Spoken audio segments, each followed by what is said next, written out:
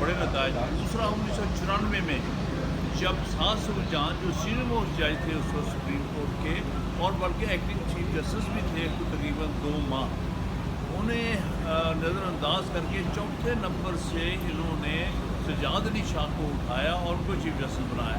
उसके बाद 3 साल 4 साल जो इस मुल्क में हुआ वो सब ने देखा।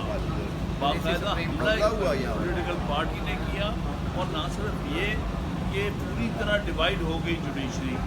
हम बल्कि यहाँ पर आए थे एक डेलीगेशन लेके, जिसको उससे सरबराही आबिद मंटो साहब है सुप्रीम कोर्ट बार के सदर के तौर पे कर रहे थे, मैं उनके साथ था, और भी कि हमने बड़ी मुश्किल से उनको एक जगह इकट्ठे बिठाया था सारे 17 जजेस को, लेकिन फिर भी उसके बाद आपस में स्प्लिट आई।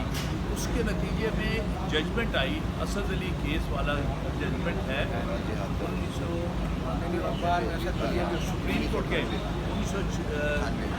1998 वाली जो जजमेंट है असद अली केस, 10 जजेस का फैसला है सुप्रीम कोर्ट का।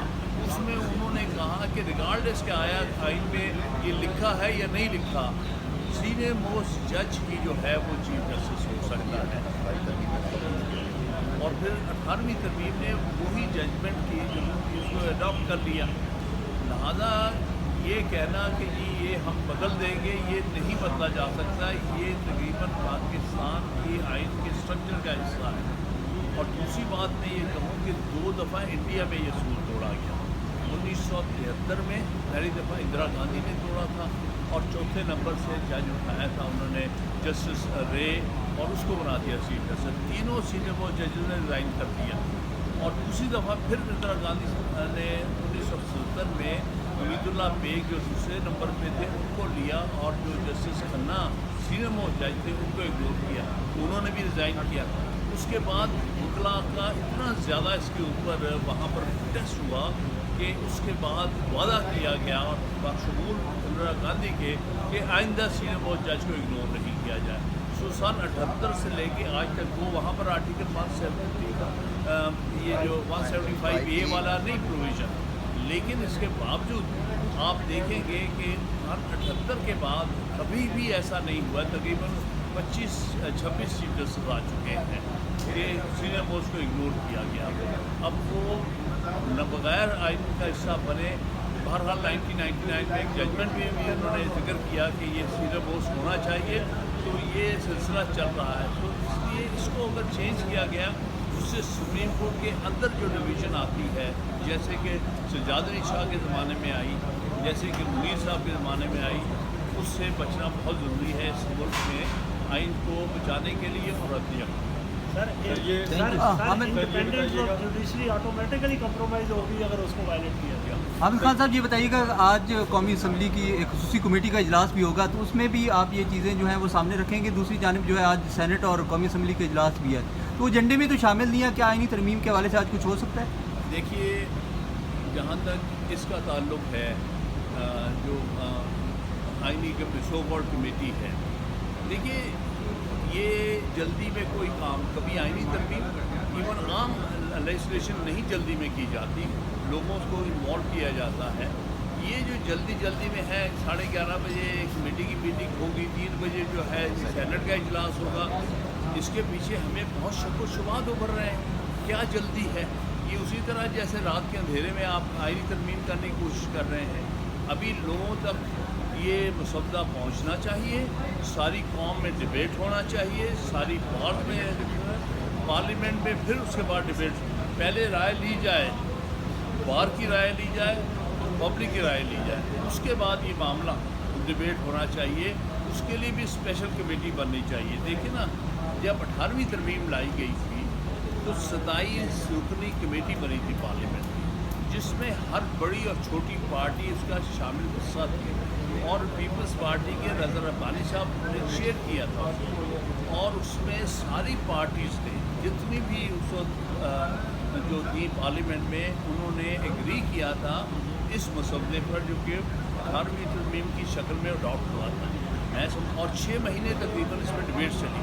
तो आप तो सामने प्रेसिडेंट है, आप इसको लोगों के सामने लेके आएँ, पार्लियामेंट में स्पेशल कमेटी बनाएं, जो अपनी रिपोर्ट पेश करे जिसमें सारी सियासी जमातें शामिल हों और फिर उसके बाद पार्लियामेंट के सामने डिबेट हो।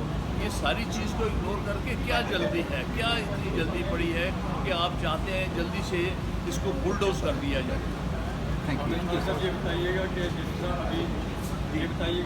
अभी मुसद्दा है इसके मुतबादिल मौलाना फजल रहमान साहब का एक मुसद्दा है जिसमें आईनी अदालत के बजाय आईनी बेंच की बात है। अगर वो मुसद्दा आपके सामने आता है तो उसके लिए क्या PTI या पाकिस्तान तहरीक इंसाफ? देखिए वो तो पार्टी डिसाइड करेगी, मैं इसलिए इस वक्त पार्टी के बिहाफ पे बात नहीं कर रहा, लेकिन वकला ने हमेशा इस चीज़ का को अप्रूव किया है कि आईनी कोर्ट बननी तो अलहदा हुई क्योंकि ये सुप्रीम कोर्ट की सबसे बड़ी आईनी कोर्ट है और फेडरल कोर्ट है, लेकिन उसमें एक बेंच फॉर्म करना एक कॉन्स्टिट्यूशनल रीजनल जुडिशेशन के मैटर्स के लिए उसमें कोई हर्ज नहीं, क्योंकि इसका प्रेसिडेंट मौजूद है मुल्कों में बशमूल इंडिया के।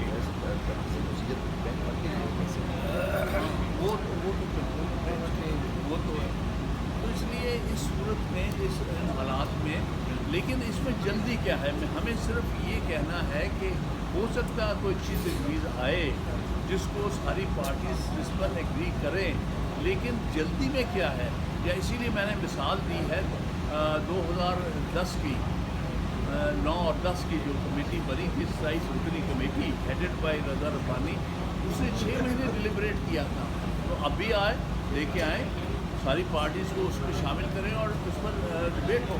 अच्छा, ये कह देना कि जी 25 से पहले अगर ये आईनी तरामीम होंगी तो तब ही हो सकती हैं, क्या ये मुल्क 25 के बाद यहीं पे है ना, ये पार्लियामेंट भी सो कॉल्ड यहीं पे है, यहाँ के नुमाइंदगान भी यहीं पे हैं। 25 तक कौन सी ऐसी चीज़ है जो इनको मजबूर कर रही है कि जी हमने 25 से पहले ये आईनी तरामीम करानी है? ये एक वो शर्मनाक तरीका है कि जो आइन में तरामीम का रास्ता नहीं खोलती, बल्कि आइन के अंदर वज़ा करदा असूल, अभी जैसे सीनियर्स ने बताया कि जजमेंट्स हैं, तरीक़ाकार वज़ा किया गया है, सेनेट कंप्लीट नहीं है, नेशनल असम्बली कंप्लीट नहीं है, दोनों हाउसेस नहीं हैं, तो क्यों आप चाहते हैं कि अवाम की नुमाइंदगी का हक रखने वाले नुमाइंदे इस पार्लियामेंट से बाहर हूँ और उनकी गैर मौजूदगी में आप कोई आईनी तरमीम करना चाहते हैं? ये बात समझ नहीं आ रही। लिहाजा ये टाइमिंग मेलाफाइडी है और ये जो तरीक़ाकार है ये भी मेलाफाइडी पे मबनी है। हमने फॉर द टाइम बीइंग इस पिटीशन को विड्रा किया है, लेकिन हम लोग अपना राइट रिजर्व रखते हैं कि हम इसको ज़रूर चैलेंज करेंगे। पूरे पाकिस्तान के वकला इस वक्त मुत्तहिद हैं और पूरे पाकिस्तान के वकला जो हैं इस आइन की सरबुलंदी के लिए यकजान है। लिहाजा कोई शख्स भी इन गैर आइनी तरामीम को मंजूर करवाने की कोशिश करेगा तो पूरे मुल्क के वकला जो हैं वो इन सड़कों पे भी होंगे और इस सुप्रीम कोर्ट के बाहर भी होंगे और इस पार्लियामेंट के बाहर भी होंगे। हमने आखिरी हद तक जाना है। पहले भी हमने जानों का कुर्बानी दी है, हमने जानों का नजराना दिया है, हमने पेट्रोल बम सहे हैं, हमने बदतरीन लाठीचार्ज सहा है, हमने जेलें सौंपतें सब बर्दाश्त की हैं, लेकिन आज भी हम कहते हैं कि इस मुल्क के साथ अगर कोई हुब्बुल वतनी रखता है तो फौरी तौर पे इन आइनी तरामीम के इस खेल को फौरी तौर पर ख़त्म किया जाए और एक लेजिटिमेट गवर्नमेंट, एक लेजिटिमेट पार्लियामान जिसके अंदर सारे नुमाइंदगी का हक रखने वाले नुमाइंदे मौजूद हों, तब ये पार्लियामान के सामने रखी जाए इमीडिएटली नोटिफिकेशन किया जाए और सबसे